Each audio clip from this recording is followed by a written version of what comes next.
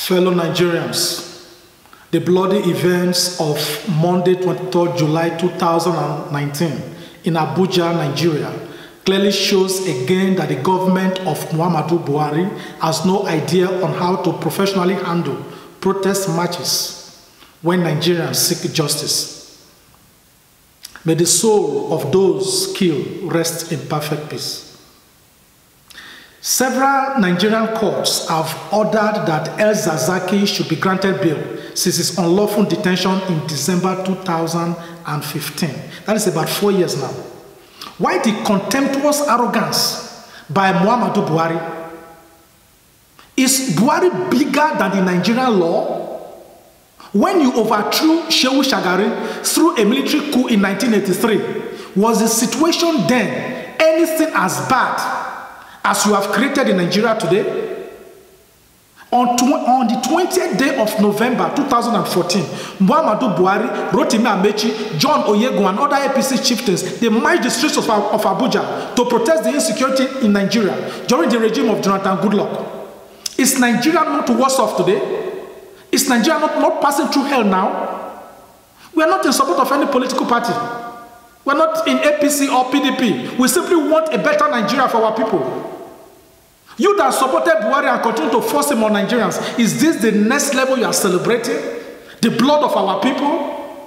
A president that will never visit the location where Nigerians have been killed, whether civilians or soldiers?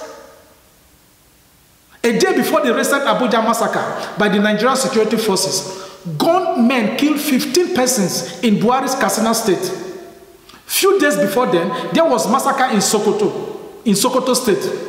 Just after another massacre in Borno state, where our gallant soldiers were dislodged and killed in numbers. Zamfara is in chaos, and Rivers State is bleeding. Afenifere is mourning, and kidnappers' dens are calling for ransom. Now, it is very difficult to record all the various brutal attacks and kidnapping in chronological order because many are happening simultaneously and others are not even publicized. A day before the Abuja massacre, Buhari categorically stated that he cannot be intimidated by the protest of Shiite Muslims. That is executive arrogance. Both in secret and in public, over 1,200 Shiite Muslims have been killed. Government is about the people, and we are talking about the rule of law here. This is not a military regime. And this is what you get when you allow retired soldiers to contest elections as civilians. They can never change. If you cannot respect the law you swore to protect, it is a breach of oath and social contract. What you simply need to do is to resign if you truly have integrity, as rumored by your followers. Presently, Nigeria is not being managed. There is no government. Selfish agendas everywhere. We are not in support of anybody in detention. We are simply saying that the court orders must be fully respected. That is what makes us a country. Apart from directly shooting and killing 11 protesting Nigerians and injuring 30, stray bullets from the police has killed the Deputy Commissioner of Police, Usman Umar, and a youth corporal, Precious Owolabi. You will now see how the self-seeking image makers for Buhari will twist the story of the stray bullet of the police to mean something else. Government must take full responsibility for the killings and the destructions. You that call yourself a police officer that is shooting your fellow Nigerians like bush animals, the blood of our compatriots is on your head. You that shot your colleague, the Deputy Commissioner of Police, you know your reasons for doing that. The world is watching. In this modern world, in which normal society does trained police officers use live bullets to shoot citizens that are protesting for justice and respect for the rule of law? Hong Kong, Puerto Rico, Indonesia. It is this same killing that encourages South Africans and other countries to kill Nigerians abroad because they know that our government has no regard for the lives of Nigerians at home. Buhari is intentionally destroying Nigeria. Is this Buhari really Nigeria? He has no passion, no patriotism. Is Buhari Nigeria? And Nigerians are not protesting against this draconian rule. They are arguing on social media instead of entering into the arena of struggle for justice. It is the long silence, tolerance, and endurance to bad leadership that has brought our country this low.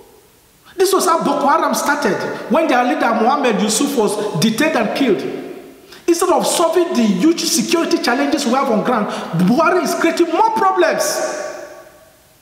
Meanwhile, another Nigerian, Sambo Dasuki, has been under unlawful detention since 29 December 2015. If Zakzaki dies in prison now, and Boko Haram or ISIS integrates his followers,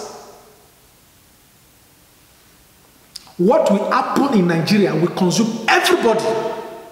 If Nigerians don't rise up now to challenge government's rascality. Remember that you cannot get the protection that Buhari and his family will get when things get worse. It is equally worrisome that the Nigerian Bar Association and the Nigerian Judicial Council are not reacting to the miscarriage and this gross disrespect for the pronunciation of the court, which have severally ordered that Zakzaki should be released. But all of you came out en masse to protest the suspension of former Chief Justice of Nigeria, Walter Onnoghen. Who will protect your profession in Nigeria if you refuse to do so? Injustice to one anywhere is injustice to all everywhere. Will the Nigerian media be equally silent to the killing of their colleague? Sadly, the Nigerian Association of the National Association of Nigerian Students, they seem to have permanently traveled out of Nigeria. Their silence is so loud. Or are you expecting that Nigerians abroad should come home to lead you to stand up for your rights and protect your lives? We are safe and happy where we are, but we just care about you all at home, our native land. You must arise for this revolution without ammunition, now or never. We don't preach violence. We preach creative militancy.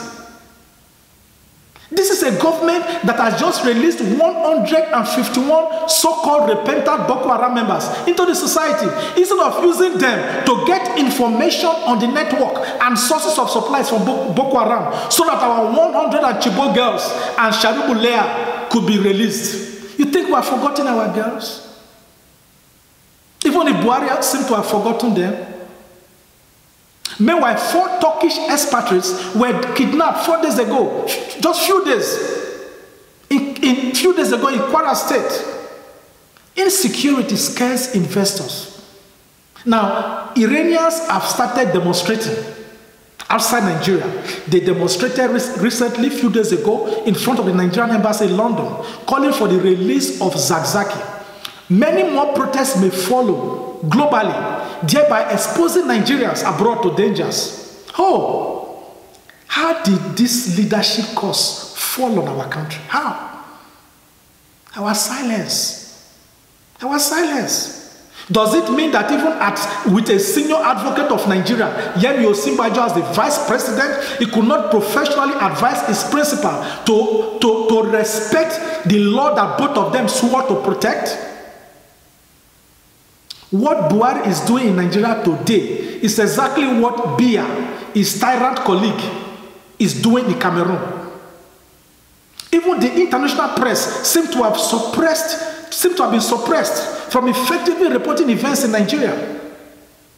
Well, since the focus of our movement, the Global Coalition for Security and Democracy in Nigeria, since our focus is on security and democracy in Nigeria, I hereby call on all our members globally to begin a system where we must be publishing all the ugly events happening in Nigeria, in all the local media, in the 40 countries where we currently have chapters and Nigerian embassies. The world must begin to see what is happening in our country so that they could send help immediately.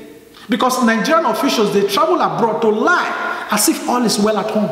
All is not well. No.